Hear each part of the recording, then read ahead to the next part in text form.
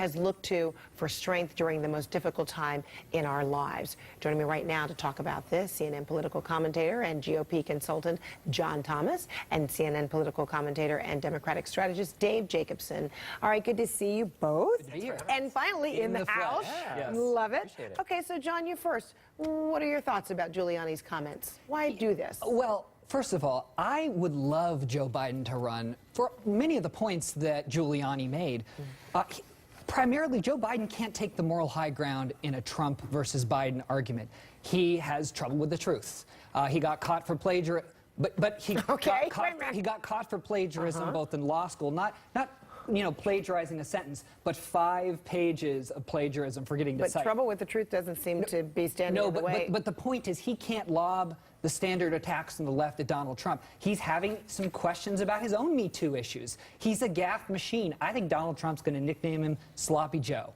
Oh, boy. So, Dave, do you think Republicans or even more Democrats need to be coming to the defense of a Joe Biden, or at least comment about what Giuliani had to say? Well, 2 things. One, sloppy has already been taken. There's Sloppy Steve, of course, that Donald Trump has already dubbed his former senior advisor. But look, I think what this truly underscores is the fact that the Trump campaign machine is scared. They're desperate, they're scared. Joe Biden would be formidable, as would a number of other competitive Democrats who are looking at the 2020 contest. The fact of the matter is, this is gutter politics.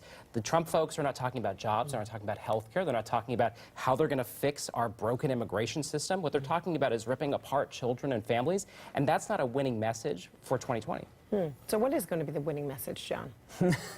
I mean, I think we run on the record that Republicans under the Trump administration have achieved. Our jobs numbers is largely what they're going to run on. And look, I think honestly, a Biden-Trump stack-up would be fantastic. Biden is known to be a gaffe machine, and I think Democrats are under the mistaken perception that Biden is tested. When you run for VP, it's a completely different position than when you run for president. They say running for president is like the MRI of the soul. And I just don't believe that Biden is up to the task. So I encourage him to run along with the 20 other Democrats who are going to take a crack last time I at it. checked, Joe Biden was under the microscope for 8 years when he was vice president to President Obama. And so the fact of the matter is, he has been in the public sphere for the last 8 years. He was not under the microscope. There was a love affair with the president, and they were not looking at Joe Biden. And he's had his own awkward Me Too moments where he's kissing people for too long, awkwardly hugging them.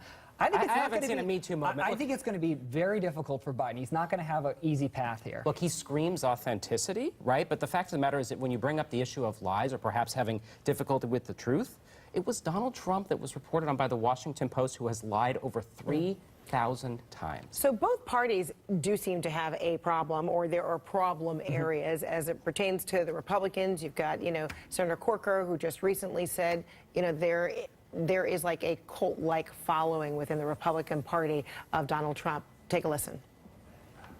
We're in a strange place. I mean, it's almost, it's becoming a cultish thing, isn't it? It's not a good place for any party to end up with a cult-like situation as it relates to a president that happens to be purportedly of the same party.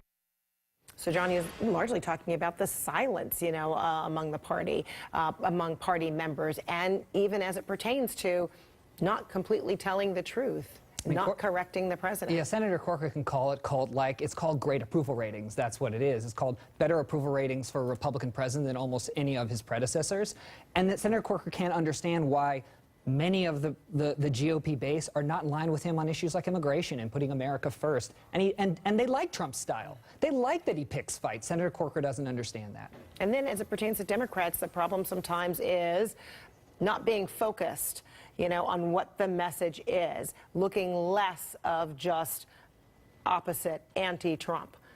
So what are the Democrats going to do, particularly as we, inch toward these midterms? Well, a couple things. I think you're right that there is not like a broad Democratic platform. We haven't seen that I don't know that we necessarily need it. I think everything has to be laser focused by district. That's what we saw with Connor Lamb's election in a district that Donald Trump won by 20 points. There wasn't a national message that he was riding the coattails of. He was running a micro-targeted campaign focused on local issues. So I think it's important that Democrats focus on that.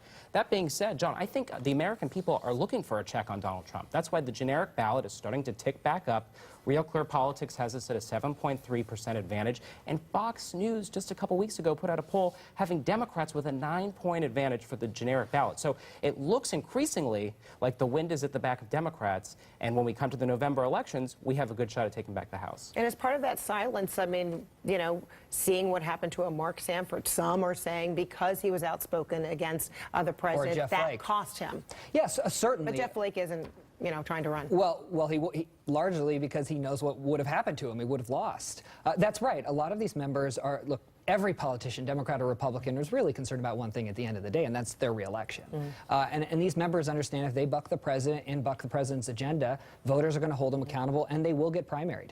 Dave, do you believe that is what happened with Mark Sanford? Or was it large, or could it have been the Me Too movement, you know, and the fuel behind it, and people then thinking about, you know, his past transgressions, and that payback has come now as a result? I think this is the year of the woman, right? And ever since the Harvey Weinstein scandal has broken, I think people are looking at elections in and giving it a new perspective, right? But I think Mark Sanford lost potentially because of that, but also he is in a deep red district, and that is a Trump district that the president won overwhelmingly. I don't think that's necessarily the challenge for Republicans going to 2018.